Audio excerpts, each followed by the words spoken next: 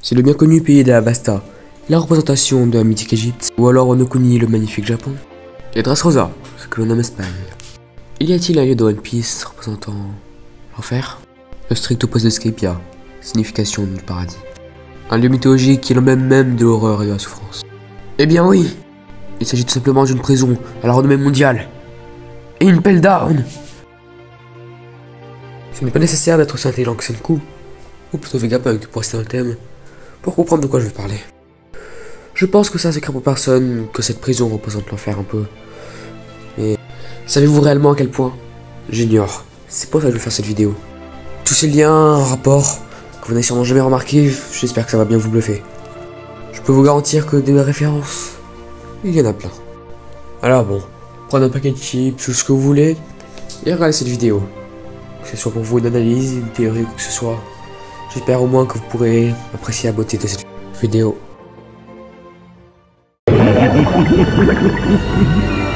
退屈しねえなこの世界面白くなってきた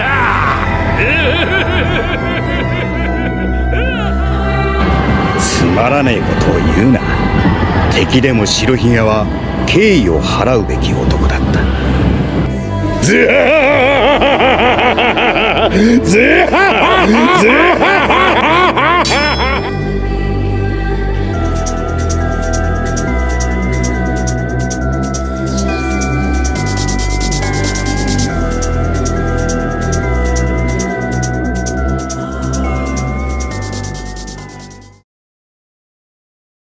Bon, avant toute chose, j'aimerais parler d'un sujet très important concernant cette analyse. D'après les croyances, qui sont les gens qui vont en enfer? Ouais, c'est les hommes morts. Et donc les criminels aussi. Et dans notre très cher manga, qu'est-ce qui est pire que la mort? C'est ça. Dans One Piece, avoir sa rêve brisée est pire que la mort. Et c'est justement ceux-là qui arrivent prisonniers d'Impel Down, et qui en plus sont des gens qui ont fait des crimes. Et petit rappel, comme je l'ai dit avant, les gens qui vont en enfer sont des gens qui ont fait des crimes. Donc oui, on peut le dire. Impel Down est la prison des rêveurs. Bon maintenant, en ce qui concerne la suite de cette analyse donc, eh bien je vais procéder d'une manière simple. Je vais analyser chaque cercle, donc les 6 qui existent, un par un, et voir tous leurs liens avec l'enfer. Commençons.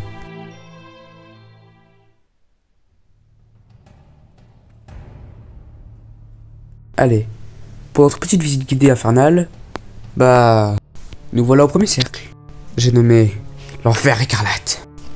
Dans les croyances, que ce soit dans le christianisme, le judaïsme ou l'islam, l'enfer est un lieu de souffrance. Et de souffrance physique, en plus de mentale, et de torture horrible.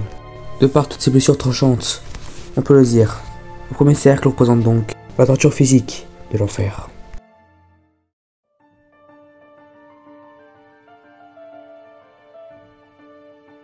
Nous descendons légèrement et nous voilà au deuxième cercle. Celui des bêtes démoniaques. Bon, nous y voilà enfin. À la torture mentale. À l'idée de se faire tuer et manger par une créature démoniaque comme peut être là ici. C'est terrifiante. L'idée même de créatures qui peuvent être un danger pour nous autres hommes, eh bien on peut les retrouver en enfer. Ce n'est pas exactement le même type de créature, mais ça peut être similaire à des démons. Démons comme lieu de vie, la terre de flamme.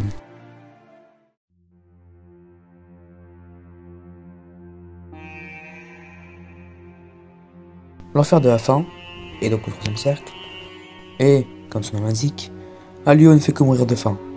Raison, c'est un véritable désert. Le désert peut être aussi vu comme un lieu d'éternité. Et l'enfer est le symbole même de l'éternité. C'est aussi un lieu de mirage, et le mirage n'est d'autre qu'une illusion. Et nul doute qu'au bout d'un châtiment infini, comme on vit en enfer, on finit forcément par avoir des illusions.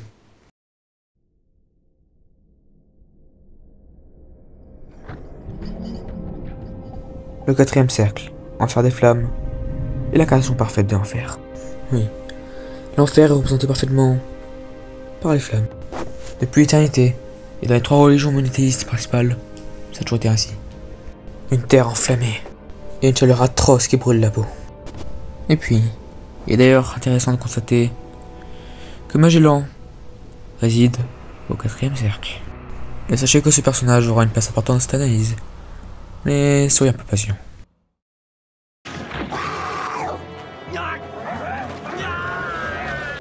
L'enfer des glaces est une excellente représentation, elle aussi, à savoir l'enfer, avant d'être une terrible terre enflammée, et surtout le tombeau des défunts, et la mort, ouais, la mort elle-même, est ressentée par le froid en général, par un vent des plus glaciales.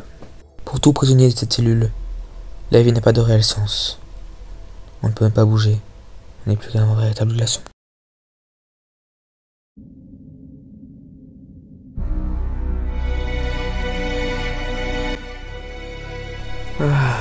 Nous atteignons enfin le 6e cercle, c'est-à-dire le dernier. Il s'agit simplement de en faire des oubliés. Ces criminels, ces êtres humains qu'on a tout simplement oubliés, qui n'existent plus. Ou, du moins, leur âme elle existe encore, va devoir rester à errer pour l'éternité. Le voilà, ce qu'est cet enfer. Un symbole d'éternité. L'éternité. L'éternité. C'est lui, le réel châtiment éternel. Bon, nous avons fini cette importante partie de la vidéo. Ici, l'objectif était de montrer les liens entre l'enfer et chaque cercle de Unpelled. On a déjà montré une importance énorme que l'enfer est profondément symbolisé par la prison d'Impel Down. J'ai grandement espoir que vous avez aimé cette partie. Et maintenant, nous allons nous intéresser à autre chose. Avoir des cellules en prison, c'est important. Mais sans gardien, ça ne sert à rien. Et oui. Nous allons nous intéresser au gardien maintenant. Que ce soit par ses cornes, sa carrure, ou bien alors toute l'aura démoniaque qu'il dégage, on peut le dire. Magellan est la représentation même du diable. Le diable de la prison, conséquent. Ensuite nous avons Sadie. Elle est totalement sadique, comme son nom l'indique d'ailleurs. Une véritable démone. Ensuite, nous avons Saldès. Alors pour lui, je ne compte pas y aller par 4 chemins. Disons les choses simplement. Il ressemble juste à un sacré diabletin. En ce qui concerne les gardes démoniaques, donc le Minotaure et tous les autres Zoan éveillés, eh bien, ce sont des véritables monstres. Ils ne vivent que pour massacrer, tuer et se débarrasser des prisonniers qui causent des problèmes. Et, avouons-le, les gardes du premier cercle ressemblent clairement à des bourreaux. Pour finir, nous avons Adenball. Alors bon, je vais être honnête avec vous, malgré qu'il y ait une petite apparence assez démoniaque telle que le diable, cette inspiration est surtout égyptienne. Bon, voilà ce qu'en était pour les personnages. Je pense que l'on peut le dire, cette vidéo est attendez. Après meilleure réflexion, vous devez vous demander quelque chose. Une question qui paraît tellement cohérente, due à un paradoxe tel, compréhensible. Et pourquoi donc l'enfer serait du côté de la marine, de la justice? Ce n'est certes qu'une présumée justice, mais aux yeux du peuple, ça l'est. Bien, vous savez quoi? Quelle que soit la religion, le christianisme, le judaïsme, l'islam, le diable a beau être la pire chose qui puisse exister, la source même du mal, il faut admettre, il a une utilité. C'est lui qui garde les gens, dits mauvais, à l'instar des criminels. Criminels jugés durant le jugement dernier. Ou, devrais-je dire, Enies Lobby.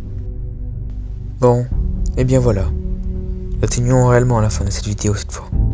Il s'agit encore une fois d'une adaptation de l'une de mes théories que j'ai pu faire sur Insta. Mes plus grands remerciements à Fuji Isho, avec qui j'ai fait une collaboration là-bas. Il m'aura donné certaines idées sur la théorie, telles que par exemple le paralysme Asclepia.